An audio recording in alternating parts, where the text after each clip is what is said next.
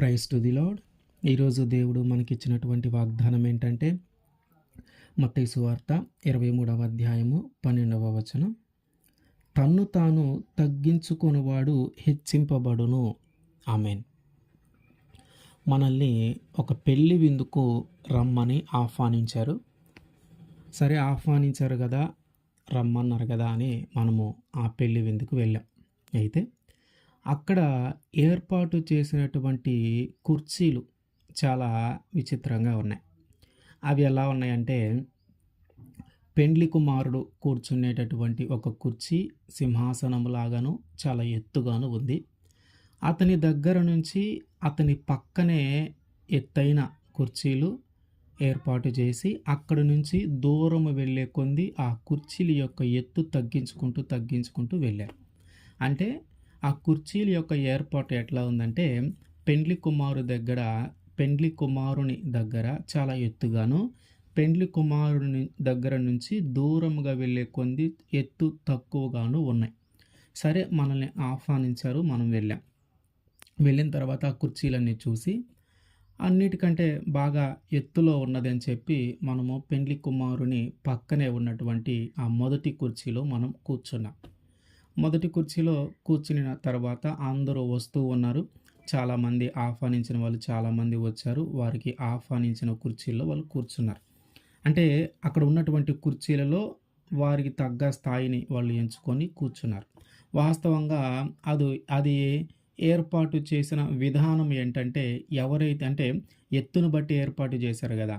అంటే మొదటి కుర్చీ ఏమో చాలా ఎత్తుగాను, రాజు అంటే పెండ్లి కుమారుడికి దగ్గరగాను, చివరి కుర్చీ పెండ్లి కుమారుడికి దూరంగాను, అట్లాగే ఎత్తు తక్కువగాను ఏర్పాటు చేశారు. అంటే దీని అర్థం ఏంటంటే, అతను ఏర్పాటు చేయటంలో ఉన్నటువంటి అర్థం ఏంటంటే, ఘనుడైనటువంటి వ్యక్తి, గొప్పవాడైనటువంటి వ్యక్తి, ఉన్నతమైన స్థానంలో ఉన్నటువంటి వ్యక్తి ఎత్తైన కుర్చీలలోను, తక్కువ ఘనత, తక్కువ గొప్ప వ్యక్తి అట్లాంటి వాళ్ళు మధ్య ఎత్తు కుర్చీల్లోను, అసలు వీరు గొప్పవారే కాదు అన్నవాళ్ళు, లేదా ఒక రకమైన చిన్న స్థానం, సమాజంలో చిన్న స్థానం కలిగిన వారి చివరిలోనూ ఉండేలాగా ఆయన ఏర్పాటు చేశాడు ఆ కుర్చీలని. సరే, మనల్ని ఆహ్వానించాడు, మనం వెళ్ళి మొదటి కుర్చీలో కూర్చున్నాం. ఈలోపు అందరూ వస్తూ ఉన్నారు. అందరూ వచ్చిన తర్వాత పెండ్లి కుమారుడు కూడా వచ్చాడు. పెండ్లి కుమారుడు వచ్చి తన కుర్చీలో లేదా తన సింహాసనంలో తాను ఆసీనుడై కూర్చున్న తర్వాత ఆయన పక్కనే మనం ఉన్నాం. ఎందుకంటే మొదటి కుర్చీలోనే మనం కూర్చొని ఉన్నాం కాబట్టి. ఈలోపు ఆ పెండ్లి విందులోకి ఒక గొప్ప వ్యక్తి వచ్చాడు. చాలా ఉన్నతమైన అధికారం కలిగినటువంటి వ్యక్తి, చాలా ఉన్నతమైన స్థానం కలిగినటువంటి వ్యక్తి, చాలా గొప్పవాడు, ఘనుడుగా ఎంచబడుతున్నటువంటి ఒక వ్యక్తి ఆ పెండ్లి విందులోకి వచ్చాడు. వెంటనే పెండ్లి కుమారుడు లేచి అతనిని ఆహ్వానించి లోపలికి తీసుకొని వచ్చి, మనము మొదటి కుర్చీలో కూర్చొని ఉన్నాం కదా, మన పేరు పెట్టి మనల్ని పిలిచి, మీరు అక్కడి నుంచి లేవండి, ఇదిగో ఇతను కూర్చుంటాడు అని. ఎప్పుడైతే ఆ మాట ఆ పెండ్లి కుమారుడు మాట్లాడాడో, అంతమందిలో మనకి ఒక అవమానముగాను, మనల్ని నిందించినట్టుగాను, మనల్ని తక్కువగా చూసినట్టుగాను, తలదించుకునే పరిస్థితిలాగా మనము ఫీల్ అయ్యే ఆ సందర్భము అట్లాంటిది.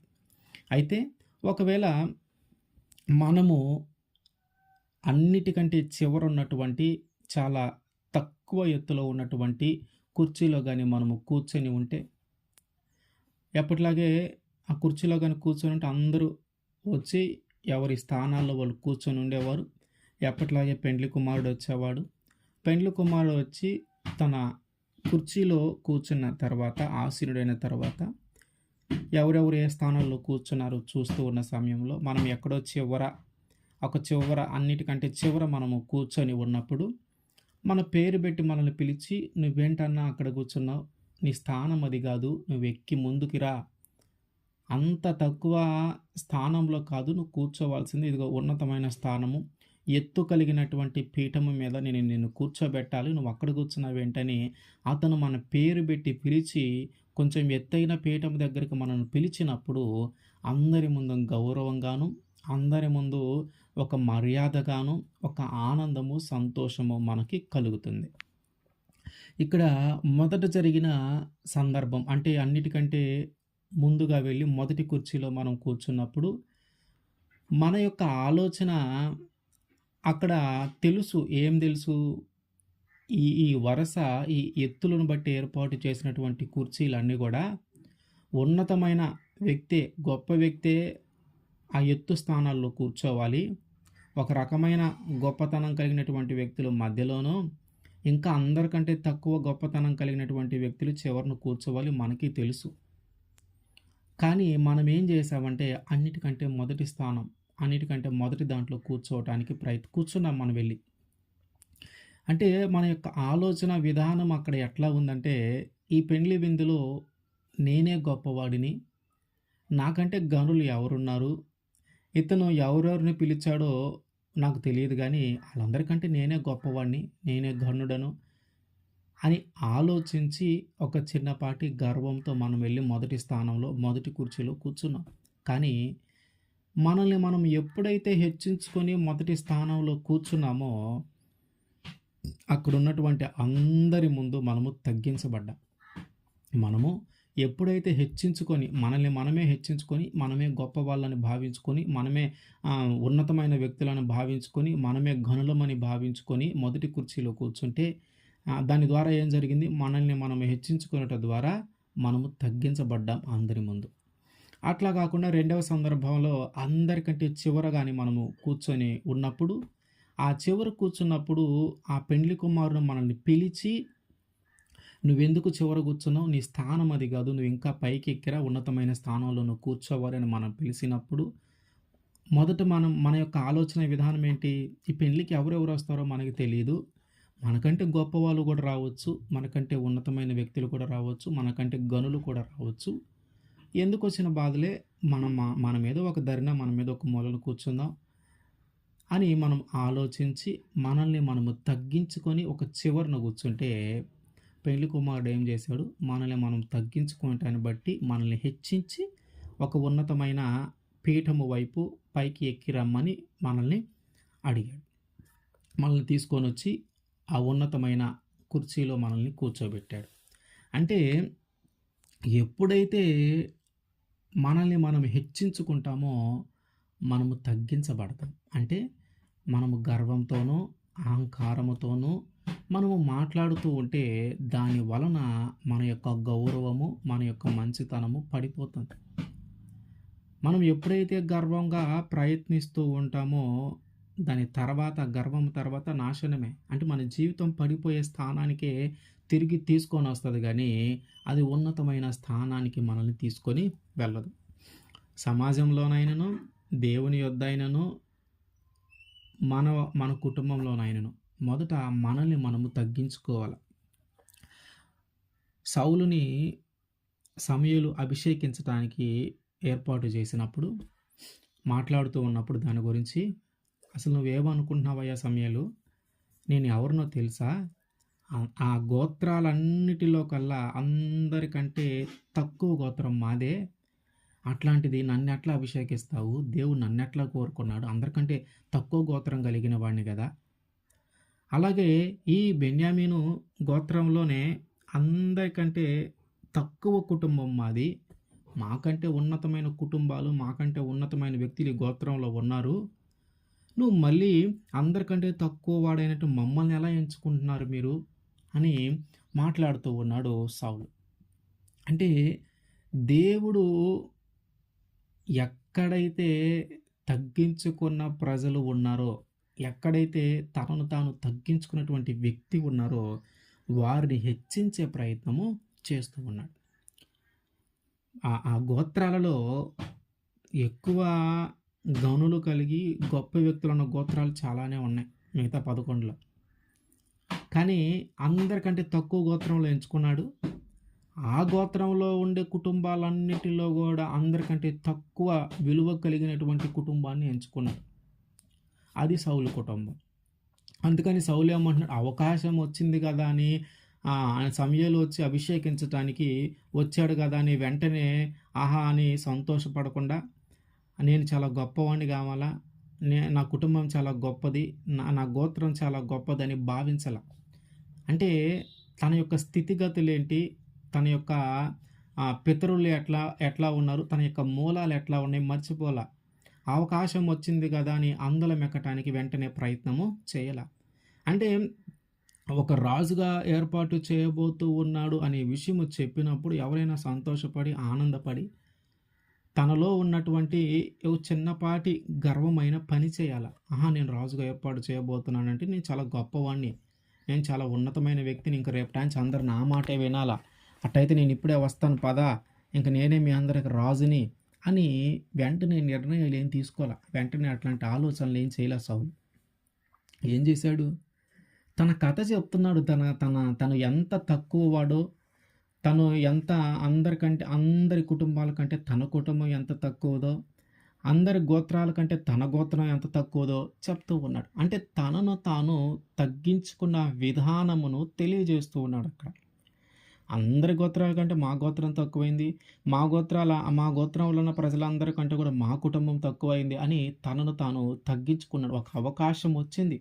ఒక రాజుగా ఏర్పాటు చేయబడే అవకాశం వచ్చింది కానీ వెంటనే అవకాశం దొరికింది కదా అని వెంటనే తన మూలాలను మర్చిపోకుండా, తనను తాను హెచ్చించుకొనకుండా, తనను తాను తగ్గించుకునే ప్రయత్నమే చేశాడు సౌలు. దేవుని యొక్క దేవుని యొక్క ఒక సెలక్షన్ ఎట్లా ఉందంటే, తనను తాను తగ్గించుకున్నటువంటి వ్యక్తిని దేవుడు హెచ్చిస్తూ ఉన్నాడు. మనము ప్రార్థన చేసేటప్పుడు కూడా అంతే, దేవుణ్ణి అడిగేటప్పుడు కూడా అంతే అడగాలి. ముందు మనల్ని మనము తగ్గించుకోవాలా. నువ్వు అధికారివైనా, నీ మాటే 10 మంది వినే స్థితిలో నువ్వు ఉన్నా, నువ్వు ఏ ఉన్నతమైన స్థానం కలిగిన అటువంటి వ్యక్తివైనా సరే, ప్రార్థించేటప్పుడు, దేవుని అడిగేటప్పుడు మొదట మనల్ని మనం తగ్గించుకోవాలి. హిజ్కియా చేసిన ప్రార్థన ఎట్లా ఉంది? మరణకరమైన పరిస్థితి వచ్చినప్పుడు తనను తాను తగ్గించుకొని మాట్లాడుతూ ఉన్నాడు. రాజే, ఇశ్రాయేలు ప్రజలకు రాజైనా సరే తనను తాను తగ్గించుకొని, అయ్యా ఇన్ని రోజులు నేను ఎట్లా బ్రతికానో ఒక్కసారి జ్ఞాపకం చేసుకో, ఎంత యథార్థవంతంగా జీవించానో ఒక్కసారి జ్ఞాపకం చేసుకోయ్యా అని తనను తాను తగ్గించుకొని కన్నీళ్ళు విడిచి ప్రార్థన చేసి అడుగుతూ ఉన్నాడు హిజ్కియా. ఎవరైతే తనను తాను తగ్గించుకుంటారో, నీ చుట్టుపక్కల వాళ్ళు దానిని బట్టి నిన్ను ఒకవేళ తక్కువగా చూస్తే చూడొచ్చు. ఎందుకంటే ఏదైనా ఒకటి జరుగుతూ ఉన్నప్పుడు, ఒక ఫంక్షనో లేకపోతే 10 మంది కూడినటువంటి స్థలమో, ఇట్లాంటి పరిస్థితుల్లో కొన్నిసార్లు ఒకళ్ళు కానీ ఇద్దరు కానీ మనల్ని పొగిడారంటే, మనం వెంటనే మనలో ఒక చిన్నపాటి గర్వం మొదలవుతుంది. అంటే సమాజంలో ఉన్నప్పుడు, లేదా ఏదైనా ఒక ఫంక్షన్ జరుగుతూ ఉన్నప్పుడు, ఎక్కడికైనా మనం వెళ్ళినప్పుడు ఎవరైనా మనల్ని పొగిడితే, ఎవరైనా మనల్ని ప్రశంసిస్తే వెంటనే అక్కడున్న వాళ్ళందరూ కూడా దాన్ని గుర్తించాలనో, లేకపోతే అక్కడున్న వాళ్ళు కూడా పొగడాలనో మనలో కొంచెం డంబపు మాటలు మొదలవుతాయి. ఇందాకేమో గర్వము, ఇప్పుడేమో డంబపు మాటలు మొదలవుతాయి. లేనిది ఉన్నట్టుగా మనం మాట్లాడుతూ ఉంటాం. ఇది కూడా మనల్ని మనము హెచ్చించుకొనటమే. మనము అట్లాంటి మాటలు మాట్లాడటం వల్ల ఉపయోగం ఏమీ లేదు. మనం ఏం ఆలోచిస్తూ ఉన్నామంటే, వీళ్ళు పొగిడారు కదా, ఇంకొకరు కూడా పొగుడుతారేమో, ఓహో మీరింత గొప్పవాళ్ళా, మీరు ఇంత కలిగి ఉన్నారా, మీరింత సంపన్నులా, మీరింత ఆస్తిపరులా, మీరింత అధికారం కలిగిన వారా, మీరింత ఉన్నతమైన స్థానం కలిగిన వారా అని వారు మనల్ని పొగడాలని మనం కొన్నిసార్లు చిన్నపాటి ఆలోచనలు మనకు కలుగుతూ ఉంటాయి. కానీ దేవుడు అంటూ ఉన్నాడు, నిన్ను నువ్వు తగ్గించుకో. అది ఎటువంటి పరిస్థితి అయినా సరే నిన్ను నువ్వు తగ్గించుకుంటే నువ్వు హెచ్చింపబడతావు. నువ్వు నీ కుటుంబంలో ఉన్నా నిన్ను నువ్వు తగ్గించుకో, 10 మందిలో ఉన్నా నిన్ను నువ్వు తగ్గించుకో. ఒక ఫంక్షన్ లాంటిది, ఒక కార్యక్రమం జరుగుతూ ఉన్న కొన్ని వందల మంది అక్కడికి చేరి మనము చెప్పే మాటలు వింటూ ఉన్న అటువంటి సందర్భమైనా సరే ముందు మనల్ని మనము తగ్గించుకోవాలి. దేవుడు ఎవరిని చూస్తూ ఉన్నాడంటే, ఎవరైతే తనను తాను తగ్గించుకొని ఉన్నారో దేవుడు వారిని చూస్తూ ఉన్నాడు. ఎవరైతే తనను తాను తగ్గించుకొని ఉన్నారో దేవుడు వారిని ఖచ్చితంగా హెచ్చిస్తాడు. మనల్ని మనము హెచ్చించుకుంటే మనం తగ్గించబడతాం, కానీ మనల్ని మనము తగ్గించుకుంటే మనము ఖచ్చితంగా హెచ్చింపబడతాం.